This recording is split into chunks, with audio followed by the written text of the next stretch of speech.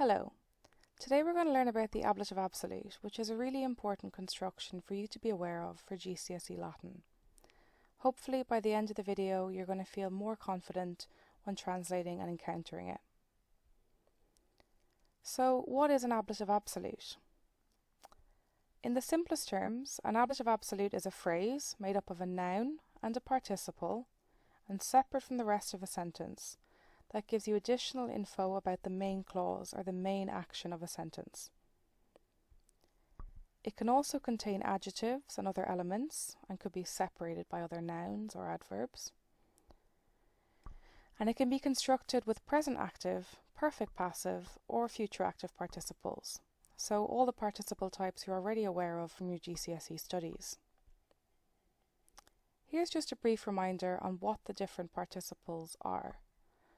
I've got the perfect passive participle highlighted because these are by far the most commonly used in ablative absolutes.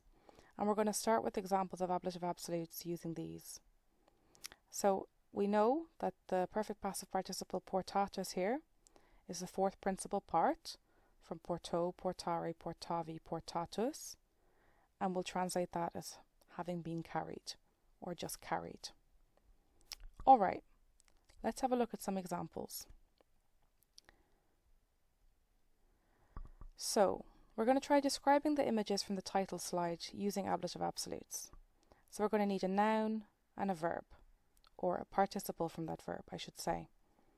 Okay, so our noun here we could use templum, templi, which is temple. And for a verb we could use aedifico, aedificare, aedificavi, aedificatus, meaning to build. To form the ablative absolute, we're going to have to put the noun into the ablative and get the participle, acting like an adjective, to agree with it and take an ablative ending. I'll show you what I mean. So templum is a second declension neuter noun. In the ablative that will be templo. And aedificatus, our participle, is going to take regular adjective type endings. And so we're going to need a masculine, neuter, singular ending. And so we get aedificato. So to translate that then, really simple, we're going to say, with the temple having been built. So with the something having been somethinged is the basic way we translate ablative absolutes that use perfect passive participles. Let's have a look at some more. Okay. Here are the three other images from the title slide. Let's get a noun and a verb that we can use to form an ablative absolute describing each one. Okay, for the first we could have mons as our noun, and as our verb we could have ascendo, ascendere, ascendi, ascensus. For the second, as our noun we could have pax, pacus, and as a verb we could have facio, facere, feci, factus. And for our third image, as a noun, we could have herbs, herbis, and as a verb, capio, capere, capi, captus. Okay, so like I said before, we're going to need to put our noun into the ablative and get our participle to agree with the noun.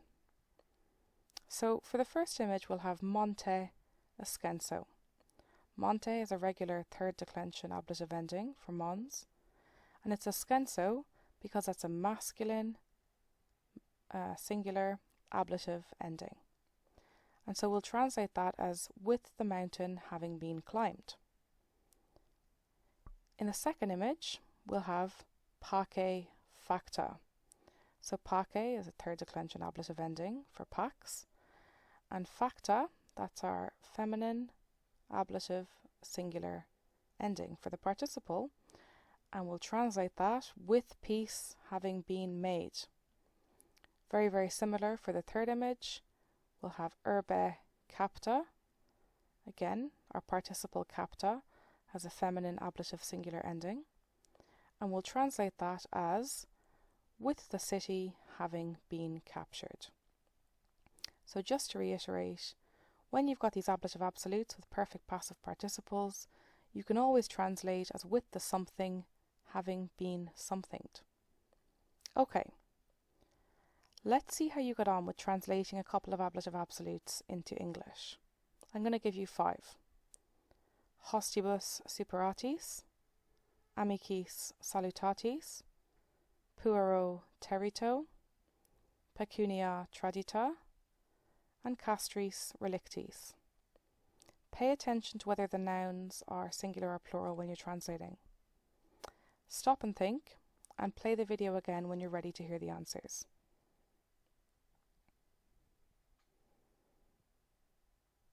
Alright, let's see how you got on. So we'll have, with the enemy having been defeated, or overcome, or overpowered. With the friends having been greeted. With the boy having been frightened, or scared. With the money having been handed over. With the camp having been abandoned. That's a bit of a tricky one. Castra is already neuter plural, so it looks plural, but it's a noun like arma, where arma, weapons, is always plural. Castra, camp, is always plural. Well done if you managed to get those correct. Okay, so I've told you can always translate these type of ablative absolutes as with the something having been somethinged. But sometimes we're going to want to make things sound more natural. This is not something that would necessarily make or break a translation, but just so you're aware that there is more than one way to translate these. So often when we have ablative absolutes with perfect passive participles, we can translate using when, because, or after. So here are the 5 ablative absolutes we looked at in the knowledge check just there. And what I'm going to do is I'm going to tack them on to a Latin sentence. And we'll see how we could translate the whole thing together, whether it would make the most sense to use when, because, or after.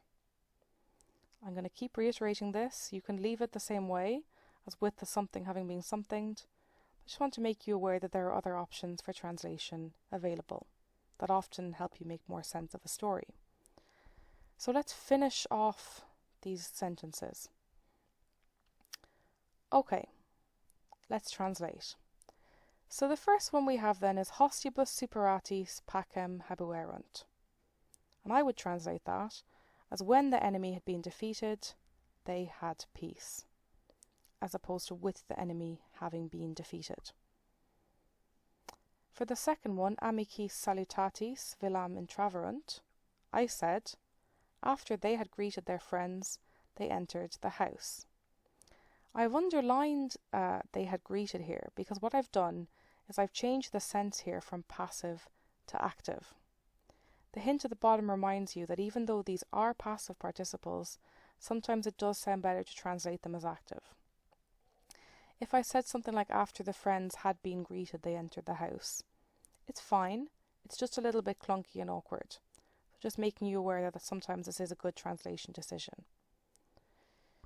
In the third, puero terito, mater irata erat, I said, the mother was angry because the boy had been frightened. I've switched around the order here because it makes more sense to put because the boy had been frightened after the mother was angry. But equally you could start with because the boy had been frightened. That would also be fine. In the fourth one, pecunia tradita vir gavisus est, I said, when the money had been handed over, the man rejoiced. And in the final one, castris relictis Romam perfecti sunt, I said after they had left the camp, they set out for Rome. Again, I've switched things around here and made this active, instead of saying after the camp had been left, just because again, it makes a bit more sense to translate this as active in English. If you're ever unsure, just be as literal as you like, but do just note that sometimes it does make more sense to translate these as active. Okay, you might be kind of wondering what exactly are the right endings to make the participle agree with the noun. So we know that participles are adjectives formed from verbs. The loved man, the running children, etc. So they're verbs that are describing something. And so they're going to take endings just like an adjective. So portatus, carried, will be portatus in the masculine, portata in the feminine, and portatum in the neuter. This works exactly like a 2-1-2 adjective, just like the image on the screen. So here we have the adjective lightus, happy. So in the masculine it'll be lightus, in the feminine it'll be lighta, and in the neuter it'll be lightum. We call these 2-1-2 adjectives because they take endings just like first and second declension nouns. So lightus will go just like servus from the second declension. Lighta will just go like puala from the first declension, and lightum will go like bellum, which is second declension and neuter. Our perfect passive participles, like portatus, or visus, or missus, etc., will take these exact same endings. So you're not learning a whole new set of endings, you're just relying on the noun endings you're already aware of. So let me show you how to do this in practice. So we have some nouns here. We've got concilium, plan, premium, reward. I'm going to make this plural here. And frater, brother. And our verbs. I've already given you the participle to help speed things up. So factus, made or done, from facio. Acceptus, received or accepted, from accipio. And visus, seen, from video. Again, just another reminder, your perfect passive participle is just your fourth principal part. So it's very, very easy to check them in a vocab list or a dictionary. Okay, so I'm going to make ablative absolutes out of these nouns and participles. So let's put them into the ablative. Well, if you know your second declension endings, you'll know that the ablative of concilium, if I'm keeping it singular, will be concilio. If I want to make premium, which is also second declension, ablative and plural, it'll be primis. If I want to make frater, ablative and singular, it'll be fratre, because as you know, frater is in the third declension. If you're unfamiliar with your third declension videos, do look over your noun endings or go and watch my video on the third declension. Okay, so let's make the participles agree with the nouns.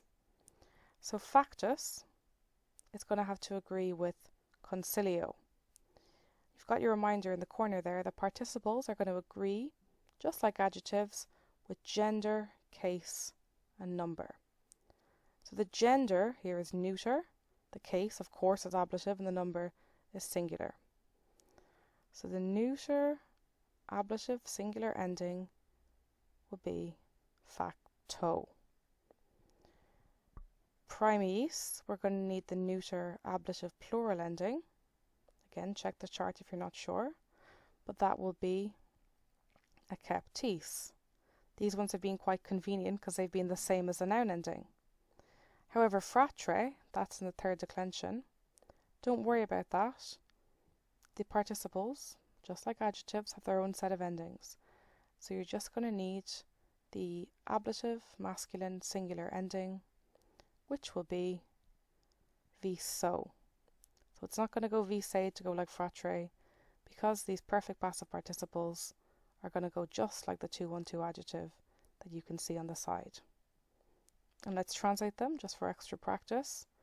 Concilio facto, with the plan having been made.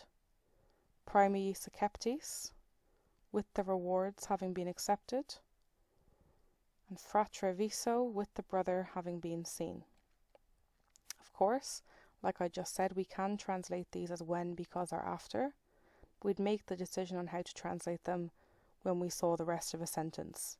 It's difficult to do that when they're just on their own like this and not part of a sentence.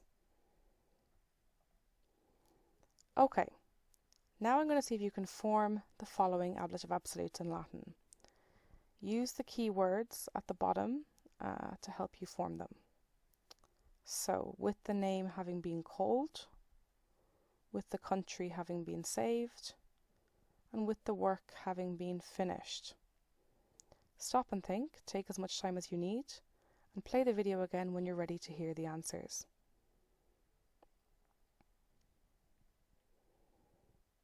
Okay, so we'll get nomine, third declension, vocato, that's our neuter ablative singular. We'll get patria servata, because it's feminine and singular. And we'll get labore confecto, because again it's masculine and singular. Well done if you managed to work all of those out. If you're still unclear, go back and look over the noun endings or the participles as you need. Okay, so now using those ablative absolutes we've just formed, can you pair them up with these Latin sentences and then translate them together as a whole? So we have nomine vocato, patria servata, and labore confecto from the last exercise. So can you pair them up with these three sentences? They're shuffled up, so which one matches best with which? We've got dormire potuimus, domum ire debui, and numquam timuerunt. Stop and think, take as much time as you need, and play the video again when you're ready to hear the answers.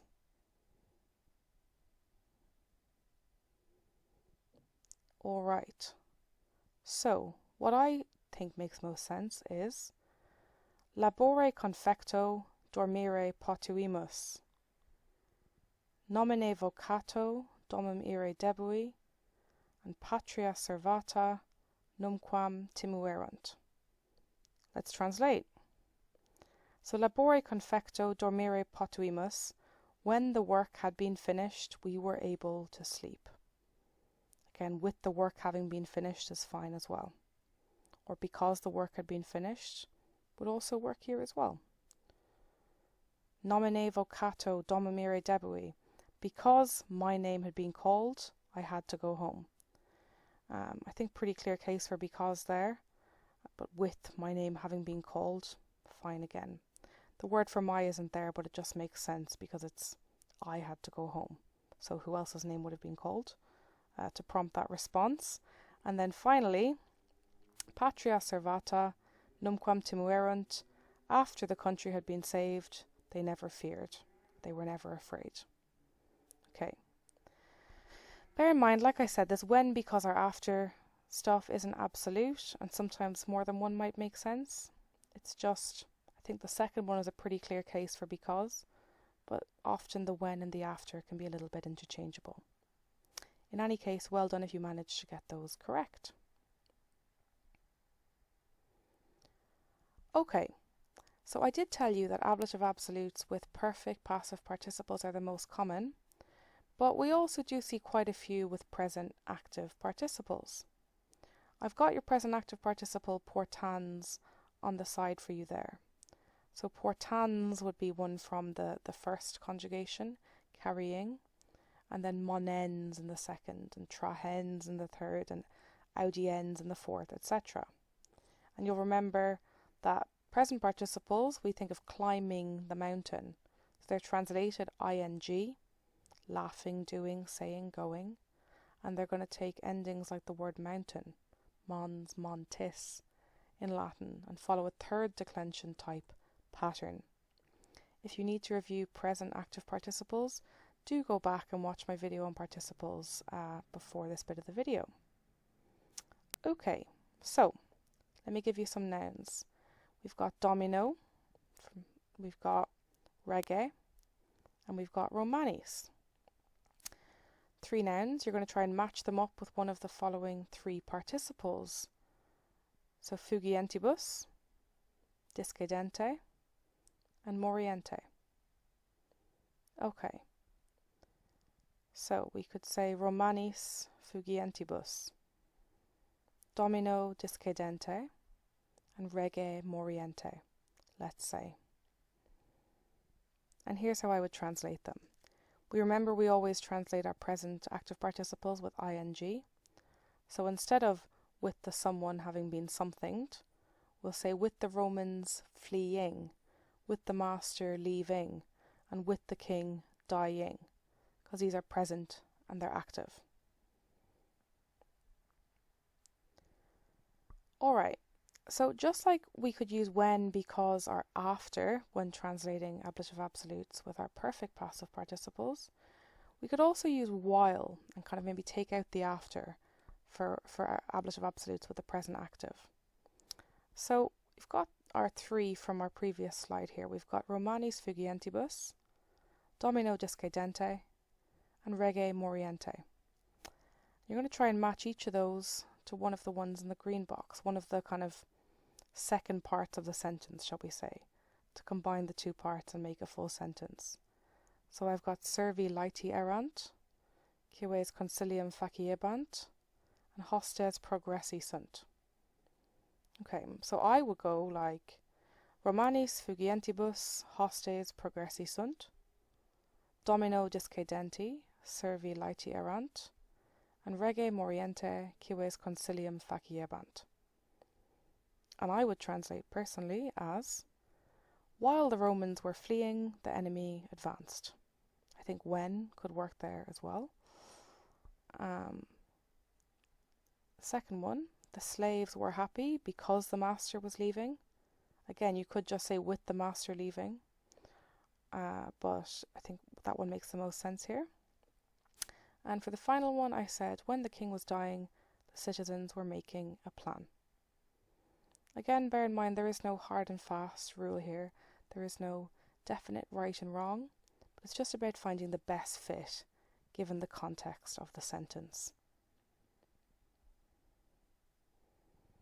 Okay, let's see if you can form the following ablative absolutes with present active participles in Latin. So I've got with the ships sailing, with the ship rather, just one ship, with the children watching, and with the men fighting.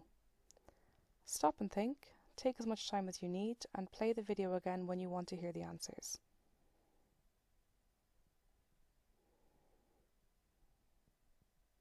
Okay, so we have nave navigante, liberis spectantibus, and viris pugnantibus. Really, really well done if you managed to get those right. If you didn't, do go back and review your noun and participle endings. Part 2 then, you've already formed those ablative absolutes. Let's pair them up with these Latin sentences and translate them together as a whole. So we've got nave navigante, liberis spectantibus, and viris pugnantibus. Let's pair them up with feminae pacem petebant, nautae laborabant, and mater non lacrimavit. Stop and think and play the video when you're ready to hear the answers.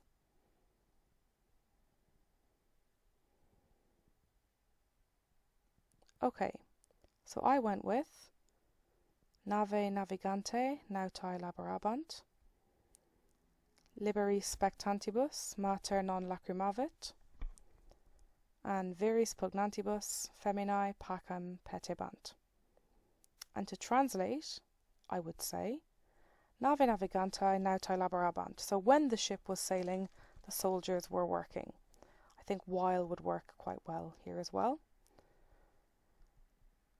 Then liberis spectantibus mater non lacrimavit. So the mother didn't cry because the children were watching. You could say with the children watching as well here. And again, I've just switched around the order here, but you could put with the children watching or because the children were watching first, if you felt that was better. And viris pugnantibus feminae pacem petebant, while the men were fighting, the women sought peace or were seeking peace. Okay, well done if you managed to accurately translate those. Right. It's worth mentioning, like I said, that we can also form ablative absolutes using future active participles. These are pretty uncommon, and we would translate them pretty similarly to the others, so I'm not going to go into great detail with these. Just worth remembering, our future active participle, we go to our fourth principal part, let's say portatus, we cross off the US and we add urus, if masculine, ura if feminine, and urum if neuter. And again, just like the perfect passive participle, they're going to take regular 2-1-2 adjective endings. So let's look at a few examples. So I just made some sample sentences here. So we've got hominibus intraturis, pueris profecturis, puella lectura, which we could translate as with the men about to enter, with the boys about to set out, and with the girl about to read. Again, the same considerations apply, and when you meet them in context, you could translate as when the men were about to enter, because the boys were about to set out, while the girl was about to read. So I'm not going to take you through further examples, but just know that if you see a future active participle, you're going to need to translate as about to, or with X, about to X. And it's going to be active, of course, because they're active participles. Okay. Last kind of important thing to bear in mind with ablative absolutes is I did say there could be some variety in how they're formed. So if we're trying to form an ablative absolute with the verb to be, we often are lacking a participle here, and so we just leave it out. So me puero may not look like an ablative absolute, but actually we need to sort of supply the verb to be here. So we just say when I was a boy, literally with me having been a boy, or something like that would sound a bit mad. So when I was a boy, or you could say me duque, when I was leader, or with me as leader, for example. So if you see kind of a pronoun like me or te, and a noun in the ablative, and there's no other explanation for it, do remember that it could be an ablative absolute. Second sort of thing to consider is that ablative absolutes do often contain adjectives. So here we could just have turba spectante, but I've added in the adjective magna here.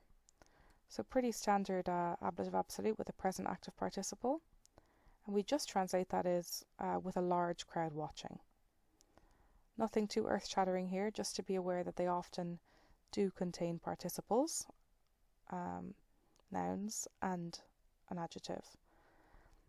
Thirdly, we often have other nouns thrown into the mix. So here, pecunia data would be an ablative absolute on its own, but ankylis is thrown in. So we just translate with money having been given to the maids. So if you see something like that, well, you know pecunia data by the endings, that's going to be your ablative absolute, and then it's just working out what job ankylis is playing in this whole construction. Alright, bearing all that in mind, we're going to move on and we're going to look at some examples of sentences containing ablative absolutes, but also sentences containing other participle uses and constructions from GCSE past papers. Okay, so our first example comes from the 2019 paper and a story about the famous Cretan king Minos. So here we've got Timens ne Minos and bello interficerator. Where do you think the participle is here?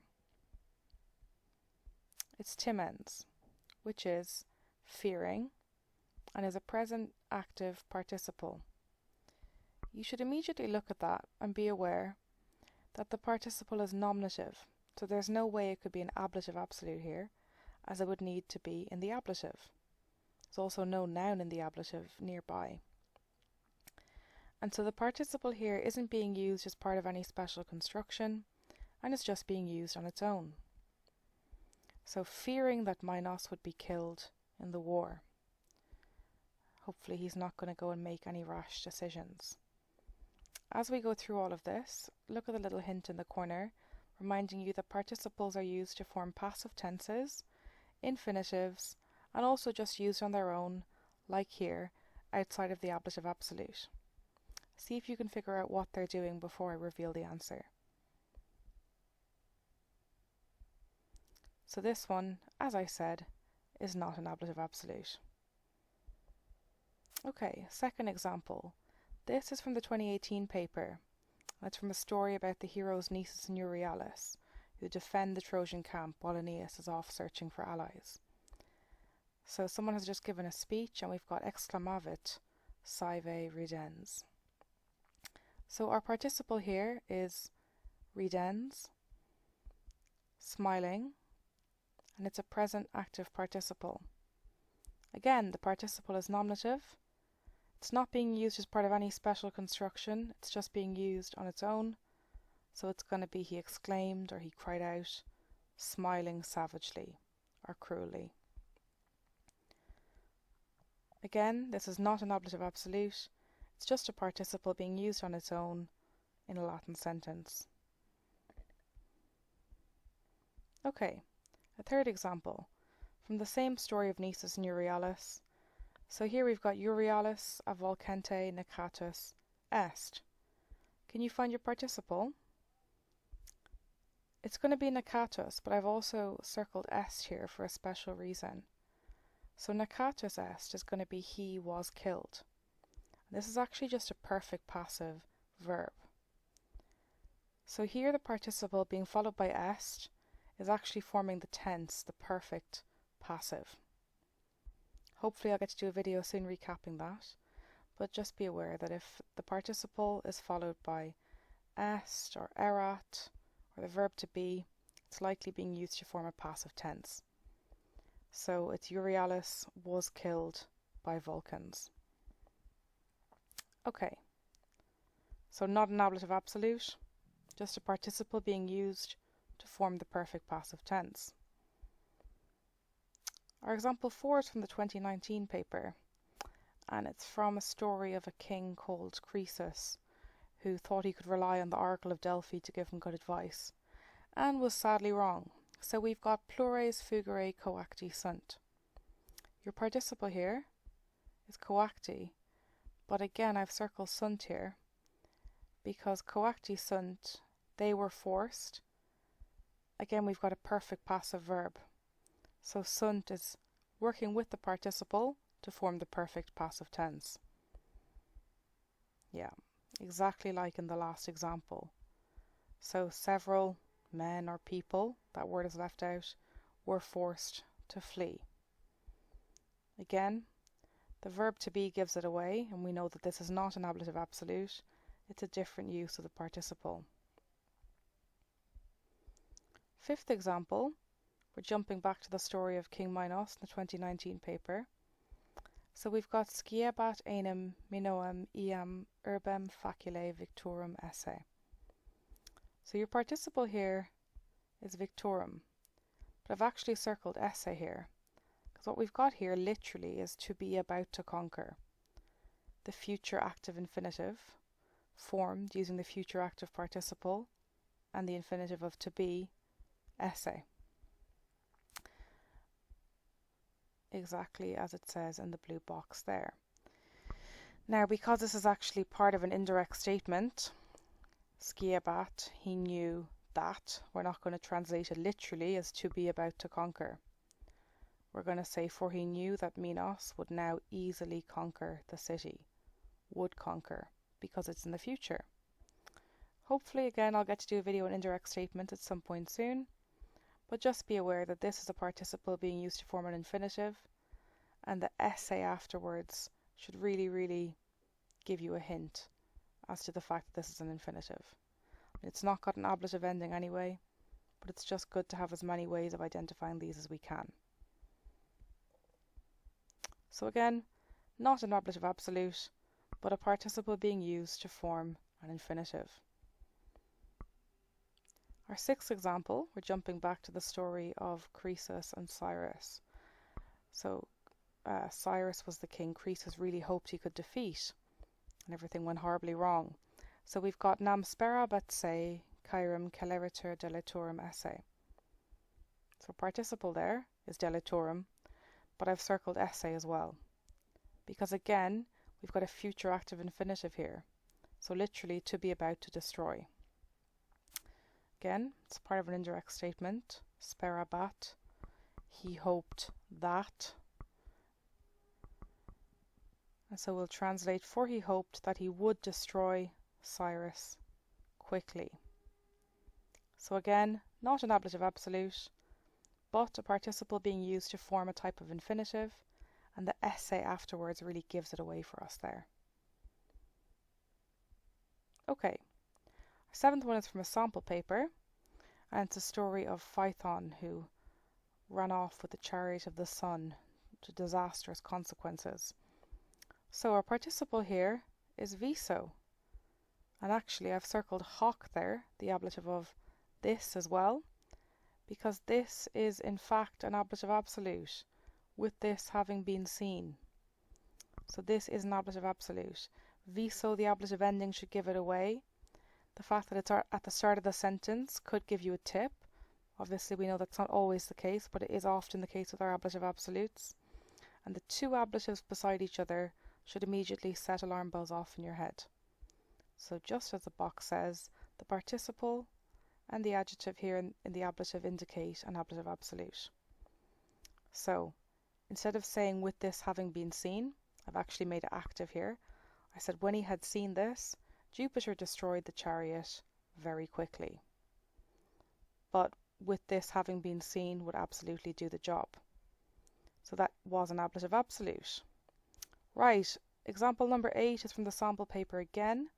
It's a story of some very loud geese who give away the approaching Gauls to the Romans defending their city.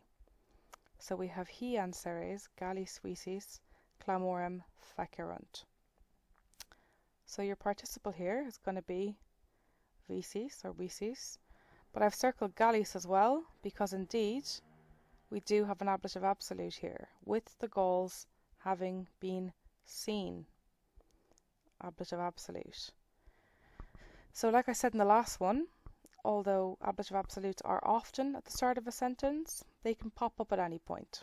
But the east, the double ablative endings should really, as I said, have you on alert for ablative absolute there. So with the Gauls having been seen.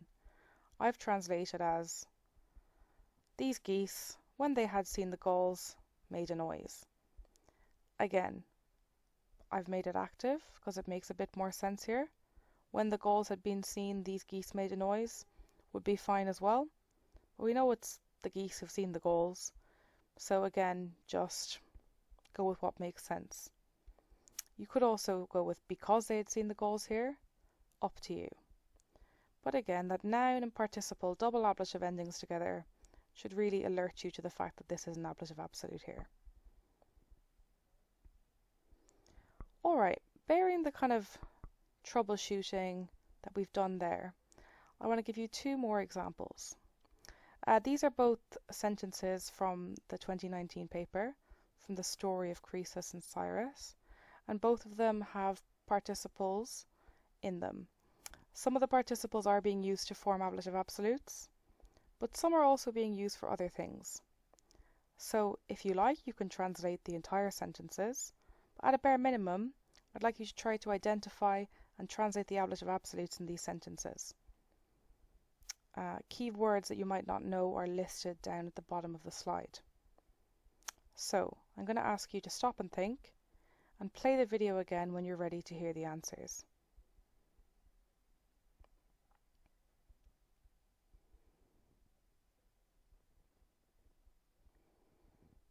Okay, we're going to mark our ablative absolute in red and any other participles that we see here in blue.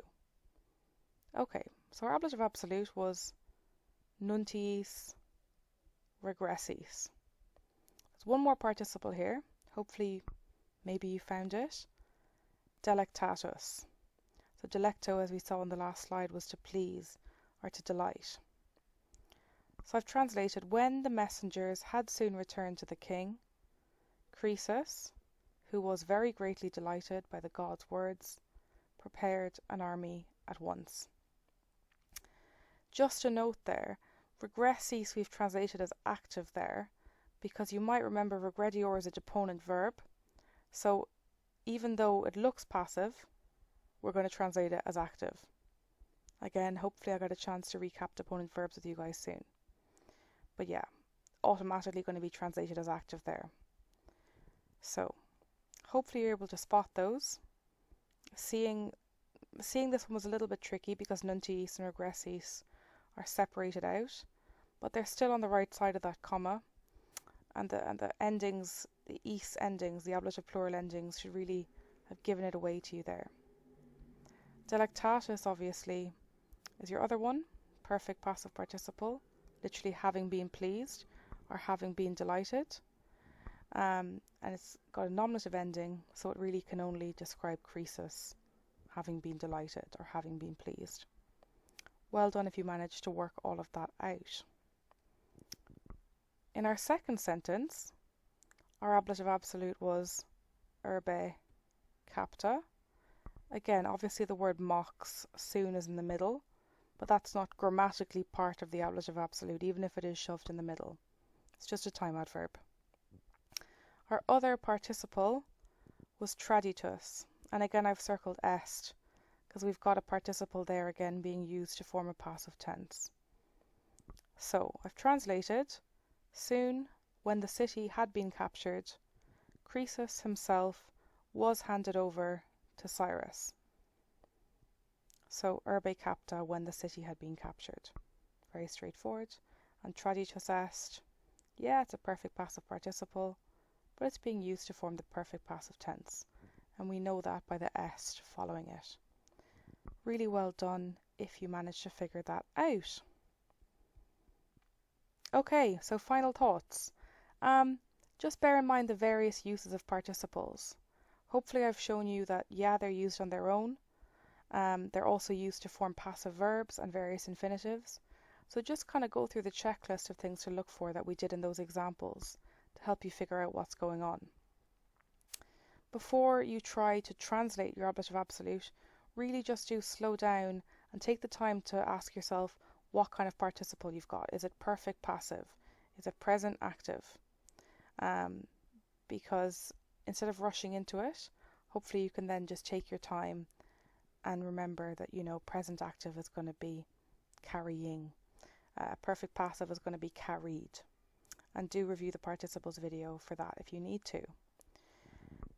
Remember then that ablative absolutes can contain other elements. We saw they can contain adjectives, or they could have another noun sandwiched in the middle, or another time adverb sandwiched in the middle. If it helps you to kind of underline or circle which bits are actually part of the ablative absolute, like we did in the final knowledge check, then do that by all means. I know I said always remember that a lot of the time they are at the start of a sentence, but they can appear in the middle of a sentence as well. So just always be on the lookout and be open to the possibility of an ablative absolute if you see a participle. And then finally, be flexible when translating. Hopefully I've given you enough examples of when to use when, because, or after, or while. And that's not to say that you have to find the best translation all the time, but just remember that if that helps you make more sense of a Latin passage, to give that sort of more natural translation, then do it. But equally, if you want to go very, very literal, if that's what helps you get there, then that's fine too. Okay, I'm going to wrap it up there. Thank you very much. Hopefully you've learned something about ablative absolutes and feel more confident in tackling them. Thank you again, and valete.